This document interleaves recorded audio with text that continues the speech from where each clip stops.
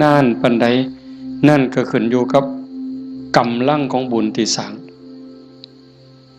เมิดเวลาจากสวรรค์หรือจากพรหมกลับมาเกิดเป็นคนอีกขันกำลังบุญที่เฮ็ดที่ทำไว้มันหลายแม่นกลับมาเกิดเป็นคนอีกเถื่องามหน้าตาดีผิวพรรณดีสวดทรงดีสุ่มเสียงดีฐานะดีร่ำรวยสติปัญญาดีโรคภัยไข้เจ็บหน่อยอายุยืนไปไสก็มีคนหักมีคนนับหน้าถือตานี่กำลังบุญเด้